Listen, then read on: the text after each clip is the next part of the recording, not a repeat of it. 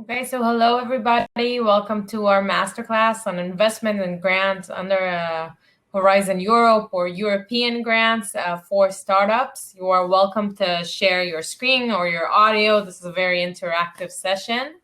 If you can write questions in the chat, if you want to stop me and interrupt, there's no problem. I'm just going to have a couple of minutes of explaining who am I, what am I doing, what is this class about, and then we can start the Q&A. So for whom is not familiar with me, my name is Lee Cohen. I work at ESILD, the Israel R&I Directory under the Israel Innovation Authority. Our main activity is helping Israeli entities, institutes, startups, university, whoever entity you can think about that wants to submit to the European R&D Framework Program. There is now a program called Horizon Europe for the years 2021 until 2027. If you're here and you can write to me, do you know the program? Do I need to expand a bit about it? So no problem.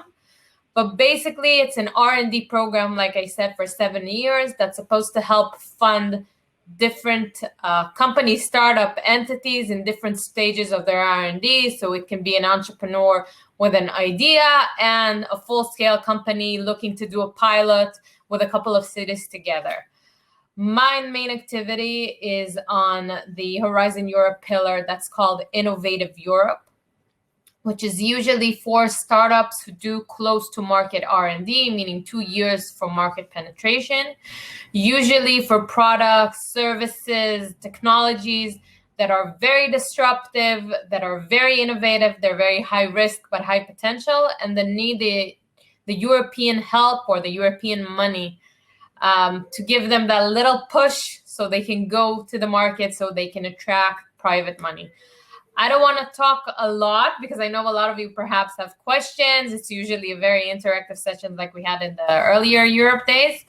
But basically, the main program for startup that there are in Horizon Europe is what we call the EIC Accelerator. You may know it as the SME instrument. It's a program for the high innovative products or technologies that are very close to markets. It's usually a program for 2 years that you get a grant for 2.5 million euros. And there is a possibility to get equity from the European Union for around 15 million euros, meaning you can get diluted and non-diluted funding from both stages. You can decide which one you want. You can have a blended option that you can mix them two together.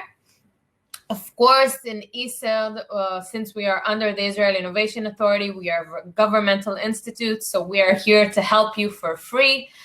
You can contact us through our website or personal emails. We have orientation presentations on the different program, whether it's the EIC Accelerator or submission under Horizon Europe through consortia. That means thematic calls for specific areas. It's agriculture or ICT or cyber, whatever you think is best for you or more suitable for your company. We have info days specifically after the info days of the European Commission to expand a bit about what they're saying or how to amplify what they are looking for in companies and the submissions. We have guides that can help you understand the question and the submission themselves. We have papers and interviews that we did with a lot of people. I don't want to expand because I can go on and on and on talking about it. But we have a lot of useful information to help you become the best applicant and win and get the grants from the European Commission. Now, it's important to say that the European Commission, through the R&D Framework Program, or what I call Horizon Europe, is there for you, meaning it's grants that you get, usually between 70% funding, meaning you only need to bring 30% of the funds themselves. And you don't have to pay it back. It's free money for you. A lot of, let's say, member states of the European Union, together with associate countries like Israel, put money in one big pool. That's actually what's funding the program themselves. And therefore, you can just go and win and get the money. So it's, like we say, it's better than the Israel Innovation Authority, even though I'm part of it, because it's a better funding amount, much more money for the grant itself, and there's no royalties. So that's it for me. I don't want to expand too much. I want to have a lot of time for our Q&A. So whoever wants to ask a question can raise their hand, can open their video, can ask in the chat. So please, I am free. Go ahead.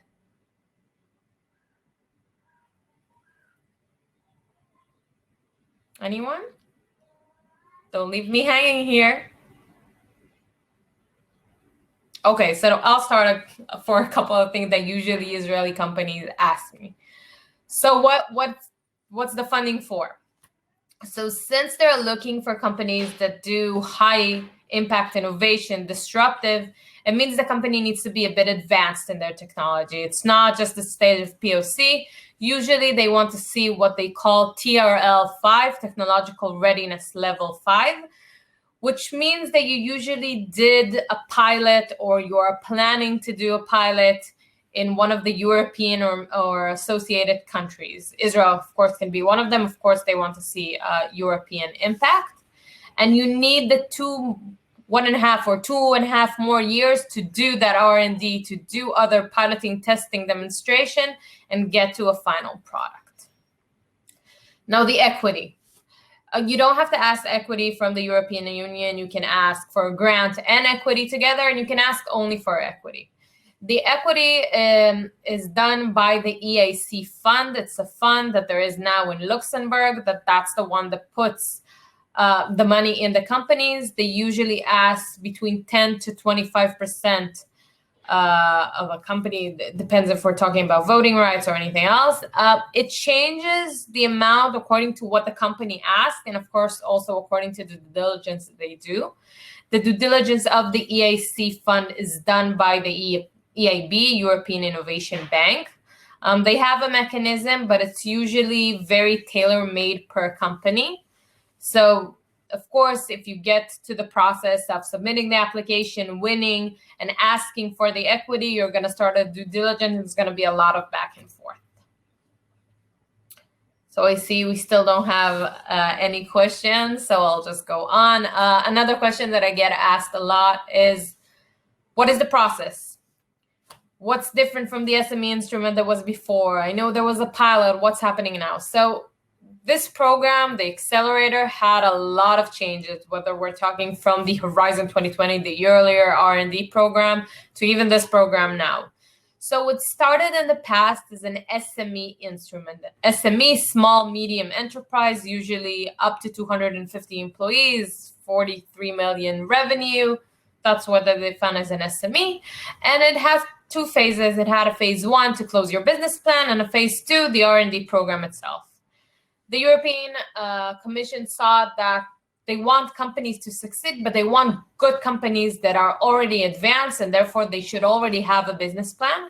And they canceled phase 1 and made it an EAC accelerator, meaning that you don't only get money for the grant for the R&D itself, you also get mentoring, and you can go to B2B matching events and take part of different, booth that they have around Europe and outside of Europe, even Africa.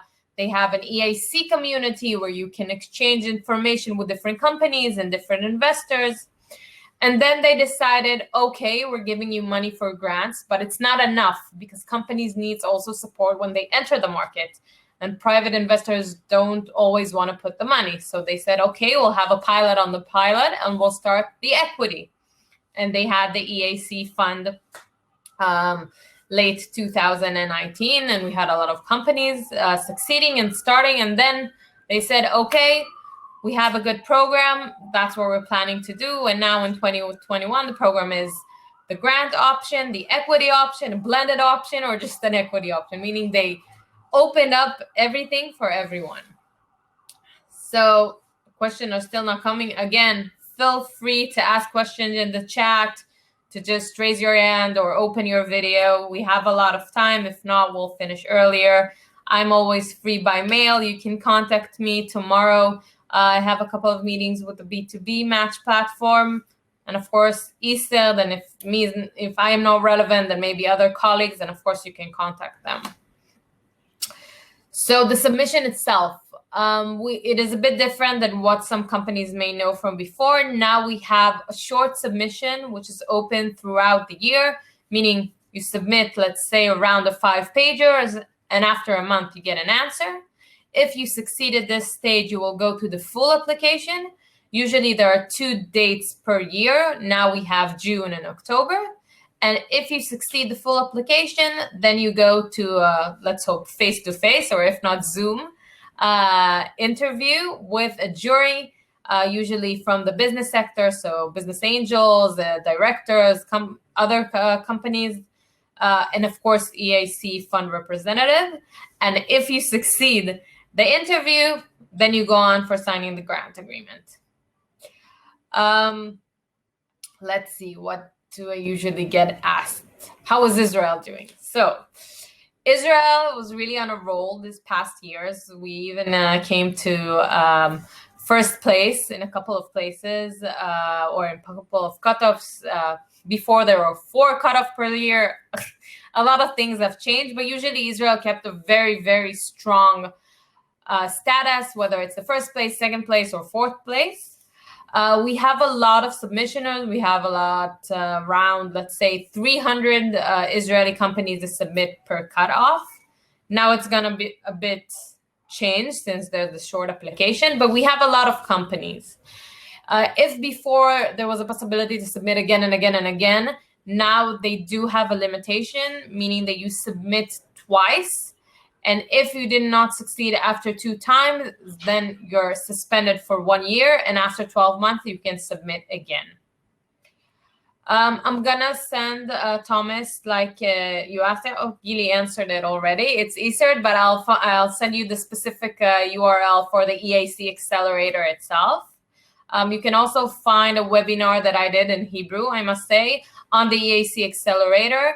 And also on the 18th and 19th of March, the European Commission is going to come with the EAC days, where you can find even further information from the European Commission itself. Any more questions? Anybody wants to raise a hand? Gili, you want to ask something?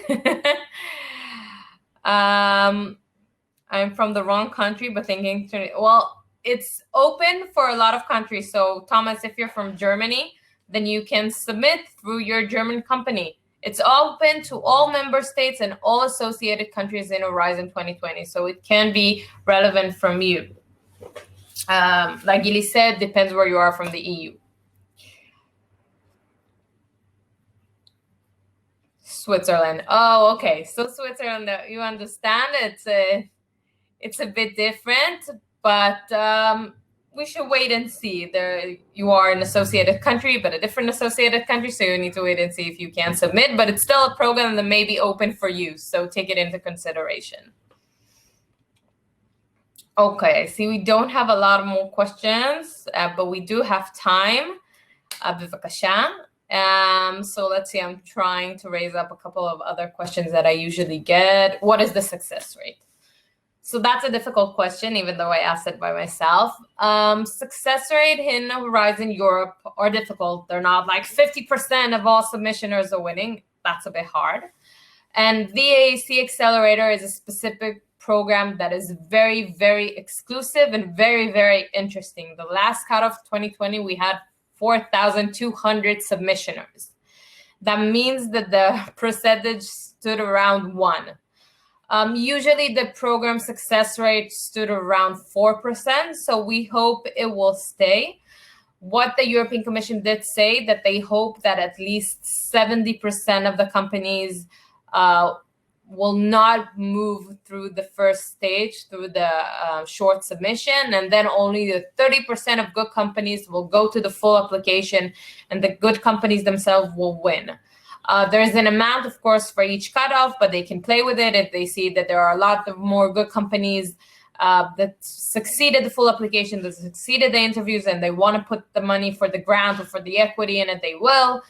They can always change it back and forth. Now, topics. I didn't talk about topics or themes. So like I said, Horizon Europe, there's a lot of different calls. Usually you have consortia calls for a specific thematic call. For example, consortia in ICT doing that and that. But the EAC Accelerator is open for all disciplinaries, interdisciplinaries. There is a possibility to submit, if you pass the first stage, to submit to the Green Deal EIC Accelerator or the Health and Digital EIC Accelerator, meaning for the specific thematic call, but it goes through the same process as every other company, meaning that you as a company, when you're submitting your proposal, you will have to choose, okay, do I see myself on Green Deal or do I want to be part of the general pool? Let's see, other questions or information. I don't think that we have anything in the chat. Okay, then I see that we don't have any questions. So, and I don't want to just go back and forth with myself. So again, this is your last chance to ask me if anything is relevant, but I'm going to say this again. ESERT is here to help. Like Eli said, we have our website, we have our programs, webinars, sessions that we do.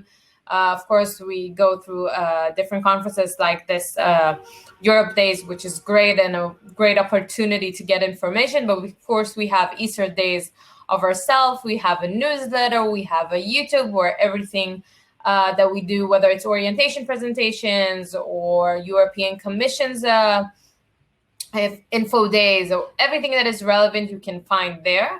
I'm going to put now the URL for the EAC Accelerator website in ESEL where you can find more information. And again, you can always contact me through my email, through the office, through our contact list in ESERT. And I'd love to stay in touch. So thank you for this short but very informative masterclass. And I hope that you have a good day and good couple more days that we have with our Europe Days. And thank you very much. Have a good day.